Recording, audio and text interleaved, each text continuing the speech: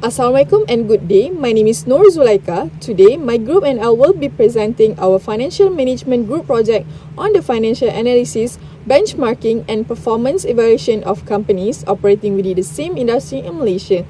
Before we begin, I would like to introduce my group members, Ukharid Mirza, Nurul Izzah Farhana and Nurul Fateh Natasha. For this project, we choose companies from the utilities industry that listed on Bursa Malaysia because they provide essential services such as water and electricity that people use every day. This industry plays an important role in supporting communities, businesses, and the overall economy.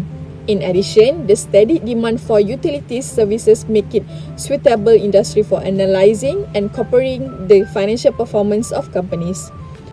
In our analysis, we use financial data from 2023-2025 to evaluate and compare the company's performance across various financial ratios. Without further ado, let's begin our presentation. Before presenting our findings, it is important to understand that financial ratio is a tool used to measure and evaluate a company's financial health. By analyzing various financial ratios, we can assess the company's liquidity, debt management, operational efficiency, profit, and market performance. This helps us to compare in companies within the same industry and identify their strengths and weaknesses. Hi, my name is Ukharid Mirza. Let's take a look at the company's performance over the years from 2023 to 2025. First, we'll go through the liquidity ratios, starting with the current ratio. In 2023, Malakoff Corporation Berhad showed the highest ratio with 1.48x. In the following year, Malakoff Corporation Berhad also showed the highest ratio of 1.46x. However, in 2025, PBA Holdings Berhad had the highest current ratio with 2.01x. Next is the quick ratio. In 2023, Malakoff Corporation Berhad showed the highest ratio with 1.48x. In the following year, Malakoff Corporation Berhad also showed the highest ratio of 1.46x. However, in 2025, PBA Holdings Berhad had the highest current ratio with 1.96x. Let's look at the leverage ratios, starting with debt ratio. Malakoff Corporation Berhad showed the lowest debt ratios in 2023, 2024, and 2025, with the numbers being 11.41%, 12.64%, and 15.62% respectively. Now we'll go through the times interest earned. PBA Holdings Berhad showed the highest ratios of 5.82x, 11.58x, and 12.40x, respectively from 2023 to 2025. The third ratio is the activity ratios. We'll go to the average collection period first. In 2023, PBA Holdings Berhad had the lowest average collection period with 59.82 days. In 2024, the lowest average collection period was 68.90 days from Tenaga Nasional Berhad. The following year of 2025, PBA Holdings Berhad again showed the lowest average collection period of 67.1 days. Next is the fixed asset turnover. For 2023, Tenaga Nasional Berhad had the highest ratio of 0.44x. In 2024, it was PBA Holdings Berhad with 0.46x. The next year, Tenaga Nasional Berhad managed to get a ratio of 0.51x.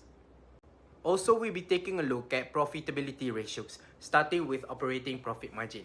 Gas Malaysia Berhad had the highest ratios for operation profit margin in 3 years from 2023 to 2025, respectively being 92.37%, 85.90%, and 80.68%. This is also the case for the return on equity, with Gas Malaysia Berhad having 27.28%, 28.31%, and 28.26% for the period of year 2023 to year 2025. Lastly, we'll be looking at the market performance from 2023 to 2025. Tenaga Nasional Berhad had 48 cents, 81 cents, and 82 cents of earnings per share for each consequent year, surpassing the other three companies. As for dividend yield, Gas Malaysia Berhad had 7.16%, 5.36%, and 5.55% for that period of timeline respectively, providing highest returns to the investors for every year they invested. That's all from me. Thank you. Assalamualaikum and hi. My name is Nurul Izzah Farhana binti Muhammad Farid.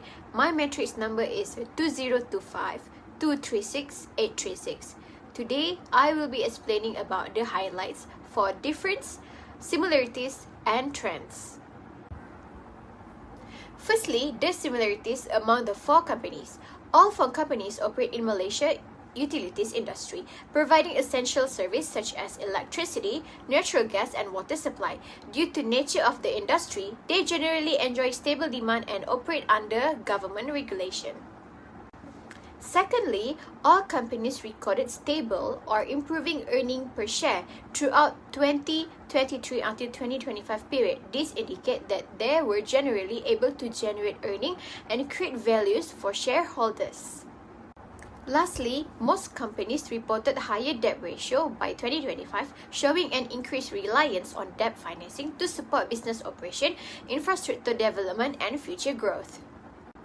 Moving on to the differences. In terms of liquidity, PBA Holdings had the strongest liquidity position in 2025 with the quick ratio of 1.96x and current ratio of 2.01x, while Gas Malaysia recorded the weakest in 2025 with quick ratio of 0.07x, showing potential short-term liquidity.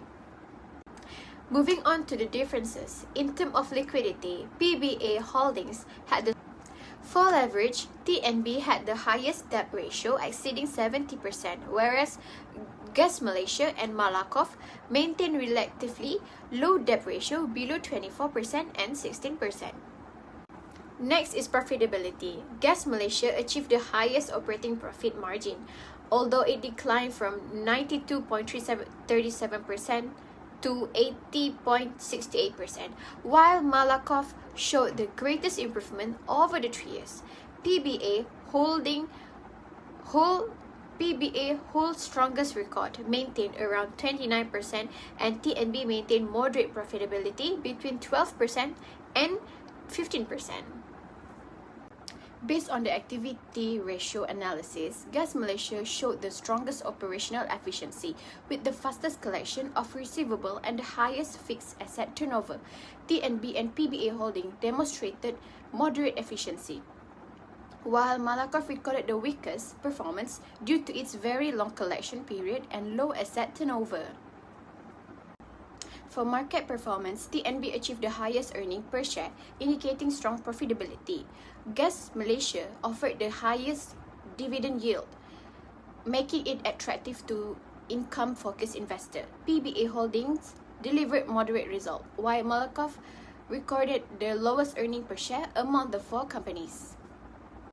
Now, I will conclude all the trends from 2023 to 2025. PBA Holdings and TNB improved their liquidity positions, while all companies experienced increasing debt level. Profitability generally improved, especially for Malakoff and TNB. In terms of market performance, TNB maintained the highest earning per share, while Gas Malaysia shows steady earning per share growth and strong dividend performance. In conclusion, Gas Malaysia was the strongest in profitability and return on equity. TNB lead in market performance, PBA Holdings excellent in liquidity management, and Malakoff demonstrated notable profitability improvement despite lower shareholders' return.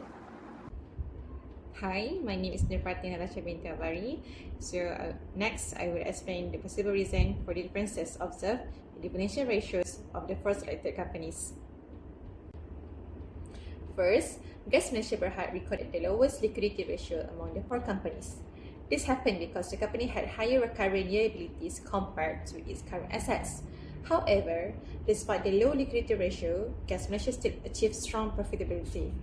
This means the company was able to generate good profits from its operation even though its short-term financial position was weaker. Next is Malakoff Corporation Berhad. One of the most noticeable results was a very high average collection period. This suggests that the company took a longer time to collect payment from customers. As a result, cash inflows may have been slower compared to the other companies, which could affect its overall financial performance. For the Tenaga Nasional Berhad or TNB, the company recorded the highest debt ratio. This is understandable because TNB operate a large electricity network and requires significant investment in infrastructure and facilities. Even with a high level of debt, TNB was still able to maintain stable profitability and improve its performance over the years.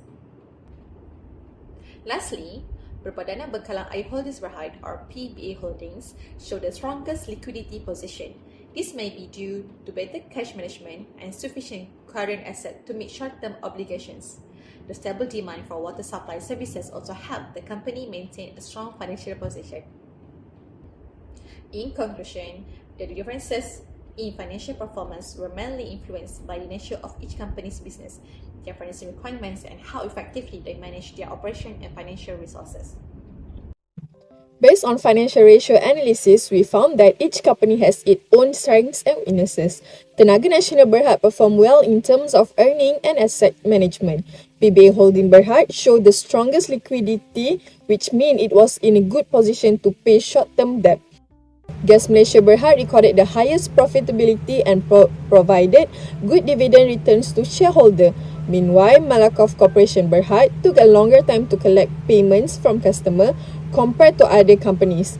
In this finding, show that each company performed differently across the various financial ratios. Overall, after comparing all four companies, we can conclude that Tenaga Nasional Berhad and PBA were the strongest overall performer. PBA Holding Berhad shows strong liquidity and financial stability throughout the period analyzed. Tenaga Nasional Berhad performed well in profitability, asset management and market performance. Gas Malaysia Berhad stood out because of its high profitability and attractive dividend yield. On the other hand, Malakoff Corporation showed acceptable performance but still has room for improvement in some areas. Based on the overall analysis, PBA and Tenaga Nasional Berhad demonstrated the best financial performance among the four companies. There are a few limitations in our study. First, we only use data from 2023 to 2025, so the result may not fully represent the company's long-term performance. Second, our analysis is based mainly on financial ratio and information from annual report. Third, factors such as economic condition and government regulation were not included in this study. As a conclusion, this financial ratio analysis helps us compare the financial performance of the selected utilities company. Each company has its own strengths and weaknesses, but overall, Tenaga Nasional Berhad and PBA Holding showed the strongest performance. Thank you.